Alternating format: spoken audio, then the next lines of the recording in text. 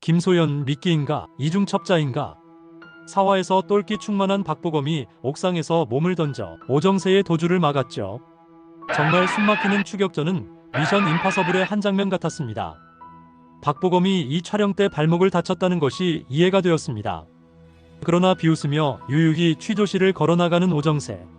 그가 얼마나 검경 또는 그 이상의 비호를 받고 있는지 보여주었죠. 걸어나가는 그를 불러세운 김소연. 그녀는 왜 불러세웠을까요? 그리고 오화예고에서 세관부두에서 기다리고 있는 오정세에게 다가가 서류봉투 하나를 넘기는 김소연.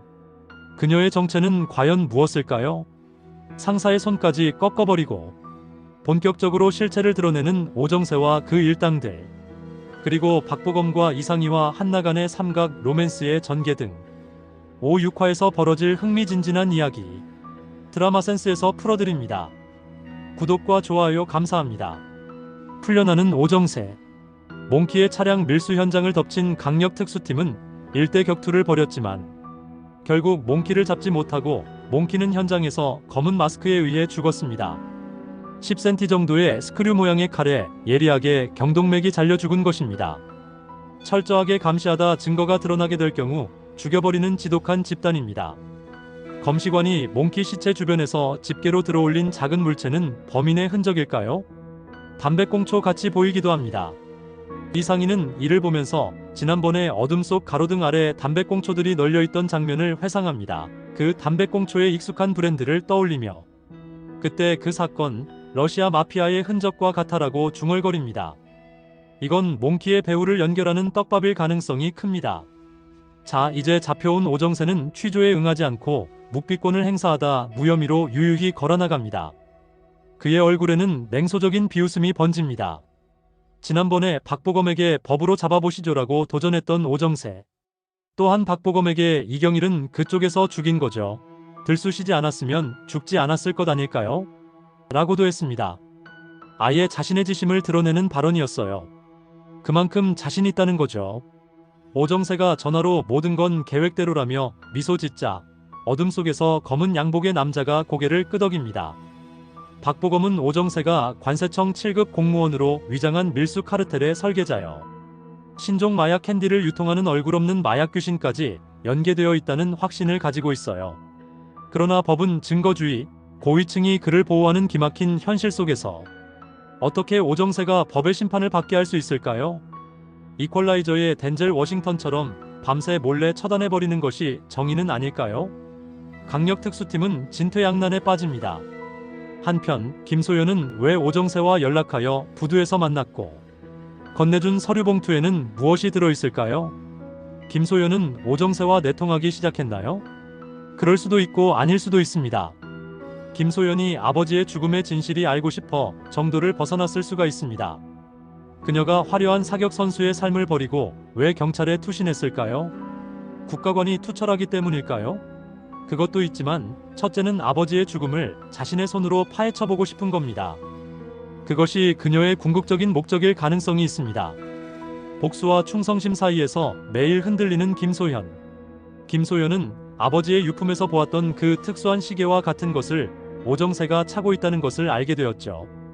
그 시계는 아버지의 것이 아니었기 때문에 오정세가 아버지 죽음의 열쇠를 쥐고 있다는 것을 눈치챈 거죠. 그래서 오정세가 현 시점 꼭 필요한 정보를 전달한 것입니다. 이게 사적 거래이므로 김소연의 행위는 불법적입니다. 그러나 그것이 팀장 허성태와 비밀리에 짠 것이라면 달라지는 거죠. 고만식이 팀원들에게 민주영의 덫을 역이용한다고 지시할 겁니다. 그럼 오정세가 필요한 정보는 무엇일까요?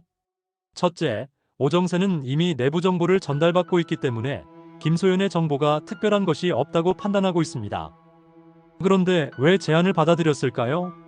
그건 허성태 팀이 내부 정보가 샌다는 것을 눈치채고 철저히 보안을 지키고 있기 때문에 강력 특수팀 정보는 그에게 가치가 있는 것입니다. 그 팀의 내부 첩자를 심어놓는 것은 필수적인 거죠. 근데 김소연이 자진해서 찾아온 것입니다. 둘째, 오정세 자신에 대해 어디까지 알고 있는지 그리고 지금 어디를 치려는 것인지 알고 싶은 겁니다. 셋째, 김소연의 정보가 가짜일 수 있다는 걸 알고 있습니다. 근데 김소연이 준 정보는 오정세의 예상을 뛰어넘을 겁니다.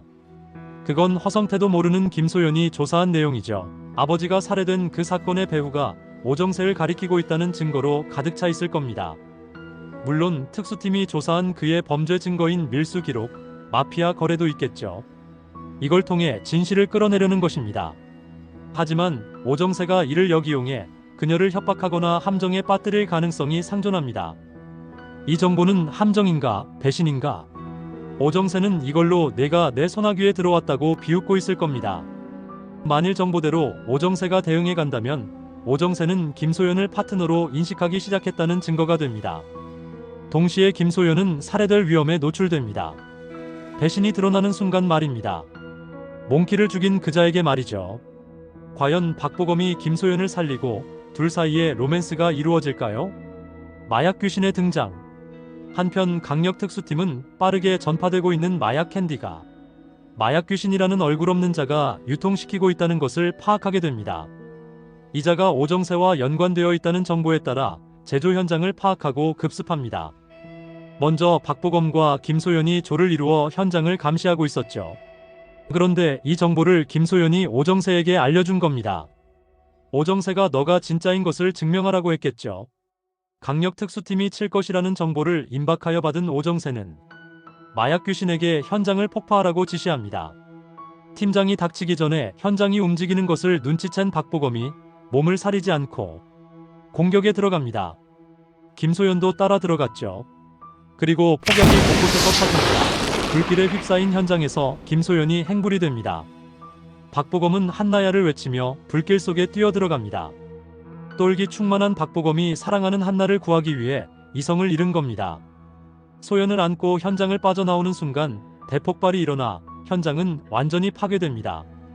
도착한 강력 특수팀은 폭발에 경악하면서 현장에 들이닥치지만 간신히 빠져나온 박보검과 김소연은 서로를 끌어안고 눈물을 흘리고 있습니다. 벽에는 너희는 이미 늦었다라고 붉은 글씨가 보입니다. 요즘 세상에 사랑하는 사람을 위해 불길 속에 뛰어드는 남자가 있을까요? 그런데 박보검은 그걸 했습니다. 이제 박보검 김소연 이상이 세 사람 간의 삼각관계는 이로 인해 정리되지 않을까 싶습니다. 오화 예고에서 이상희가 김소연에게 할 말이 있다면서 다가갑니다. 너는 동주를 선택한 거냐? 라고 말합니다. 김소연이 얼굴을 돌리는 것을 보면 박보검의 진심을 알았기 때문일 겁니다. 주말 본방 사수하시고요.